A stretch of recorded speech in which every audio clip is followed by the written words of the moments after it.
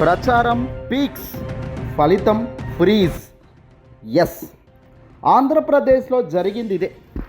ఎన్నికల వేళ ప్రచారంలో మాత్రం జనసేన అధినేత పవర్ స్టార్ పవన్ కళ్యాణ్ ఏ రేంజ్లో తన మాటల వ్యవహార శైలి ఉందో చూసాం. మాటలు తూటాల్లా పేల్చేశారు.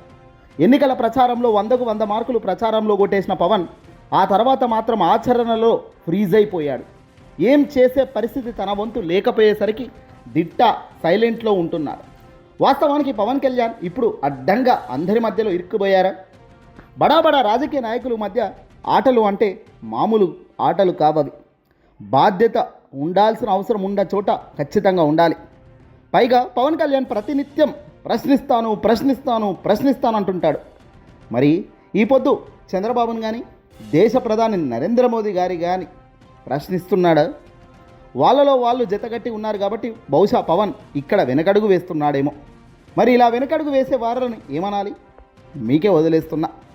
తాజాగా చంద్రబాబు నాయుడు గారు రాజకీయంగా తాను మాటలు మార్చడంలో దిట్ట అన్న సంగతి చిన్న పిల్లాడిని అడిగినా ఇట్టే చెప్పేస్తుంటారు.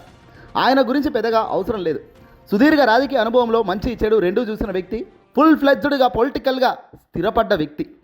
కానీ పవన్ కళ్యాణ్ ఇప్పుడు ఆ స్థిరపడ్డాడు. ఇప్పటికీ కూడా ఎమ్మెల్యేగా కూడా ఈ మధ్య గెలిచాడు. కానీ ఎమ్మెల్యేగా గెలవాలంటే కూడా ఎంత దారుణమైన పరిస్థితి ఆయనది మనం చూసాం. ఇకపోతే సూపర్ 6 హామీలు, ఎన్నికల ప్రణాళికలోని అంశాలతో తనకు సంబంధమే లేనట్టు, అదేదో తెలుగుదేశం పార్టీ చంద్రబాబు నాయుడు గారు ముఖ్యమంత్రి హోదాలో తాను మంత్రి నారా లోకేశ్ల బాధ్యత అన్నట్లుగా AP deputy CM Pawan Kalyan మాట్లాడుతున్నారు. ప్రశ్నించడానికి పార్టీని పెట్టానని గొప్పగా చెప్పే ఈ పెద్ద మనిషి పవన్ ఇప్పుడు చంద్రబాబు లోకేష్లను రాజకీయంగా మోయడానికి, తన ఉప ముఖ్యమంత్రి పదవిని ఎంజాయ్ చేయడానికి అన్నట్లుగా ప్రవర్తిస్తున్నారన్న విమర్శ గట్టిపడుతుంది ప్రజల్లో. దీంతో ఆయనకు ఇప్పుడిప్పుడే నిరసన సెగ తగులుతోంది. కొద్ది రోజుల క్రితం విశాఖ గిరిజన ప్రాంతాలకు వెళ్ళినప్పుడు వాలంటీర్లు పవన్ కళ్యాణ్ నిలదీసే ప్రయత్నం చేశారు. అయ్యా, జగన్మోహన్ రెడ్డి గారు 5,000 గౌరవ వేతనం ఇస్తుంటే 10,000 ఇస్తాము, 5,000 ఏం సరిపోతాయని చీప్గా మాట్లాడారు. ఇప్పుడు ఉన్నది ఉంచుకున్నది రెండూ తీసేసి ఎంచక్క మీరు ఏమీ మా గురించి మాట్లాడడం లేదు, ఇది న్యాయమా అని వాళ్ళు అడుగుతున్నప్పుడు జగన్ కేవలం గౌరవ వేతనమే ఇచ్చాడు, జీతం ఇయ్యలే కదా అంటూ మాట దాటేసే ప్రయత్నం చేస్తున్నాడట పవన్ కళ్యాణ్. 1,50,000 మంది జీవితాలను నట్టెట్ట ముంచేసి అదేదో స్వల్ప విషయం అన్నట్లుగా పవన్ వ్యవహరించడం ఇంతకన్నా దారుణం మరొకటి ఉంటుందా? వాలంటీర్ల వ్యవస్థ అంటే స్వచ్ఛందంగా సేవలు అందించే వారని, వారికి గత ప్రభుత్వం జగన్మోహన్ రెడ్డి గారు గౌరవ వేతనం ఇచ్చిన సంగతి పవన్ కళ్యాణ్కు తెలియదా? ఆ విషయం తెలియకుండానే గుడ్డిగా చంద్రబాబుతో కలిసి ఎన్నికల ప్రణాళికపై సంతకం చేశారా? అదే వాస్తవం అయితే పవన్ కళ్యాణ్ ఈ పదవిలో ఉండడానికి అర్హుడవుతాడా? పైగా క్యాబినెట్లో చంద్రబాబు లోకేష్లు ఏదో చెప్పారని వారిపై నెట్టేసి తప్పించుకునే ప్రయత్నం చేస్తావా? ప్రభుత్వంలో వారు ఏమీ చేసినా సమర్థిస్తున్న పవన్ కళ్యాణ్ వాలంటీర్ విషయం తనకు ఏమీ తెలియదన్నట్లుగా నటించడం ధర్మమేనా? ఇది పవన్ కళ్యాణ్ నిజబుద్ధి. ఇది పవన్ కళ్యాణ్ రాజకీయ లక్ష్యంగా పోతున్నాడు కాబట్టి ఆ లక్ష్యం కూడా ఎందుకు నెరవేరుతలేదు? ఎందుకంటే ఇలాంటి ఆలోచన కలిగిన వ్యక్తి కాబట్టి. చంద్రబాబు నాయుడు గారు కానీ లోకేష్ కానీ వాళ్ళని పక్కన పెడితే పవన్కు బాధ్యత లేదా? ఒక మాట ఇచ్చినప్పుడు ఆ మాట మీద నిలబడాలి, ఆ మాట నెరవేర్చాలి, ఆ మాట మనం 100కు 100% ప్రజల్లో న్యాయం జరిగేలా చూడాలి అన్న సోయి బాధ్యత ఈ జనసేన అధినేత సోకాల్ డిప్యూటీ సీఎం గారికి లేదా? ఇదే ఇప్పుడు ప్రజల నుంచి వస్తున్న ఆగ్రహం. వాలంటీర్లకు ఇచ్చేది గౌరవ వేతనం కనుక వారికి ఆ బాధ్యతలు అప్పగించడం కుదరదని చంద్రబాబు లోకేష్లు చెబితే పవన్ కళ్యాణ్ చెవిలో పువ్వు పెట్టుకొని విన్నారట. మనం హామీ ఇచ్చాం కదా, ఎందుకు చేయలేం? ప్రభుత్వం అనుకుంటే ఇది ఒక పెద్ద సమస్య అని ఆ పవన్ ప్రశ్నించాలి కదా. అలా ప్రశ్నించినప్పుడే కదా ఆయన పార్టీకి వాల్యూ, క్రెడిబిలిటీ అనేది యాడ్ అవుతుంది. ఇవేవీ చెయ్యడు పవన్. ఎంచక్క పక్కవాడి చంక కింద ఉండడం, జేకొట్టడం తప్ప మరొకటి చేసే పద్ధతే లేదు. గతంలో జగన్మోహన్ రెడ్డి గారి ప్రభుత్వం విజయవంతంగా నిర్వహించిన వాలంటీర్లు అంటే చంద్రబాబు లేదా పవన్ కళ్యాణ్కు ఎప్పుడూ గౌరవం లేదు. వారిని అసలు సమాజంలో గౌరవనీయమైన వ్యక్తులుగా చూడడానికి కూడా వాళ్ళు ఇష్టపడడం లేదు. చంద్రబాబు నాయుడు వీరిని మాటలు మోసేవారని, ఆడవాళ్ళు ఇళ్లలో ఉన్నప్పుడు వెళ్ళి వేధించేవారని ఒకసారి నీచమైన రీతిలో కూడా వ్యాఖ్యానించడం మనం చూసాం గతంలో.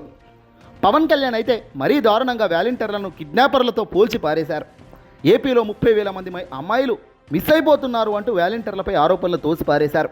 మరి ఈ పొద్దు ప్రజల్లోకి వచ్చారు, అధికారంలోకి వచ్చి దాదాపుగా సంవత్సరం గడుస్తుంది. ఈ 30,000 మంది మహిళలను తీసుకొచ్చే కార్యక్రమం ప్రారంభించారా బాస్? కనీసం ఇన్వెస్టిగేషన్ ఎక్కడి దాకా వచ్చిందని చెప్పగలుగుతారా? ఇవన్నీ తుస్సు మాటలు, తుస్సు ముచ్చట్లు. పవన్ అనుకుంటే ఏదైనా ఇలాగే మాట్లాడతాడు. అందుకే ఆయన ఒక సీరియస్ పొలిటీషియన్ కాదని ఇటీవల ఎంపీ కవిత గారు చెప్పిందే అక్షర సత్యం.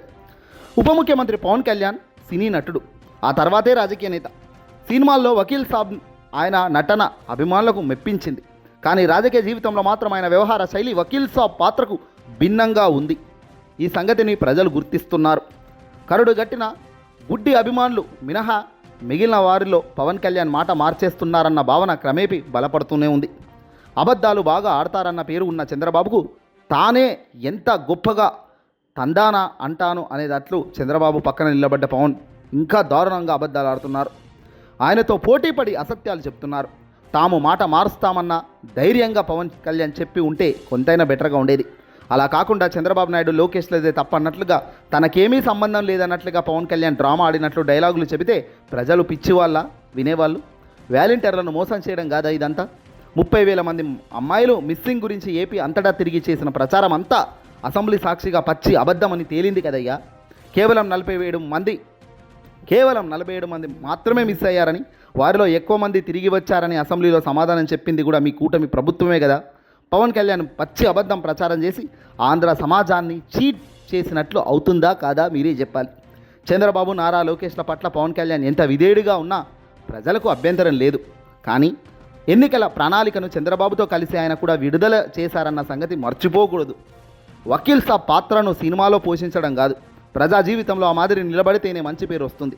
పవన్ కళ్యాణ్ విశాఖపట్నం వెళ్ళినప్పుడు ఆయన కాన్వే పోలీసులు ఆంక్షలు విధించడం, తత్ఫలితంగా సుమారు 30 మంది జేఈఈ పరీక్ష రాయలేకపోయారు అన్న ఘటన కూడా మనం చూసాం. కూటమి ప్రభుత్వ తీరుకు అద్దం పడుతుంది ఇది. పవన్ కళ్యాణ్ పదవిని ఎంజాయ్ చేసే మోజులో విద్యార్థుల భవిష్యత్తు సైతం దెబ్బతీసే కార్యక్రమం చేశారు. ఏదేమైనా వాలంటీర్లను చంద్రబాబు లోకేష్లే కాదు, దారుణంగా పవన్ కూడా మోసం చేశారు. సూపర్ 6 హామీల్లో భాగంగా చంద్రబాబు పవన్ కళ్యాణ్లే కాదు, ఏకంగా లోకేష్, చంద్రబాబు, పవన్ ఈ ముగ్గురు బాధ్యత కూడా ఉంది. ఎందుకంటే ఈ ముగ్గురే రాష్ట్రం మొత్తం తిరిగి చేసిన ప్రచారం మనకు తెలిసిందిగా. ఎన్నికల ప్రచారంలో భాగంగా లోకేష్, పవన్ కళ్యాణ్, చంద్రబాబు ఊదరగొట్టే డైలాగులు కొట్టడం వల్లే కదా ఇదంతా జరిగింది. చంద్రబాబు ఎంత దారుణంగా సూపర్ 6 హామీలు అమలు చేస్తానని చెప్పారో చూసాం కదా. అప్పుడే ఆంధ్రప్రదేశ్ మాజీ ముఖ్యమంత్రి గారు జగన్మోహన్ రెడ్డి గారు నేరుగా ప్రజెంటేషన్ ఇచ్చి మరీ చెప్పారు, వీళ్ళు చెప్పేవన్నీ దుర్మార్గపు అబద్ధాలు, అసలు ఆర్థిక పరిస్థితి ఆ స్థాయిలో లేనప్పుడు వీళ్ళు ఎలా హామీలు ఇస్తారు, కనీసం మీకు ఆర్థిక పరిస్థితి ఎక్కడ ఉంది, ఎలా ఉందో తెలుసా అంటూ కూడా ఆయన ఎక్స్ప్లెయిన్ చేసిన విధానం కూడా ఆ రోజు ప్రజలను ఆకట్టుకునే ప్రయత్నంలో చేయలేకపోయింది. బహుశా నమ్మాల్సిన వాళ్ళను నమ్మకుండా ప్రజలు కూడా వేరే వాళ్ళను నమ్మడం వల్లే బహుశా జరగాల్సిన నష్టం దారుణంగా జరిగిపోయింది. ఇప్పుడు లబోదిమం అంటే ప్రజలు ఏమొస్తుంది చెప్పండి. అవకాశం వచ్చినప్పుడు యూస్ చేసుకోలేకపోతే 5 సంవత్సరాలు అనుభవించాల్సిందే కదా అనిపిస్తుంది ఇప్పుడు ప్రజల్లో అందరికీ కూడా. ఏదేమైనా తరాలు మారిన చీకటి వెళ్తురన్నది సహజంగా వచ్చే కార్యక్రమం. ఈరోజు కష్టం, రేపు సుఖం ఖచ్చితంగా వస్తుందనే ధైర్యంగా బతికితేనే జీవితం. ఈ వీడియో నచ్చితే లైక్ కొట్టి 10 మందికి షేర్ చేయండి.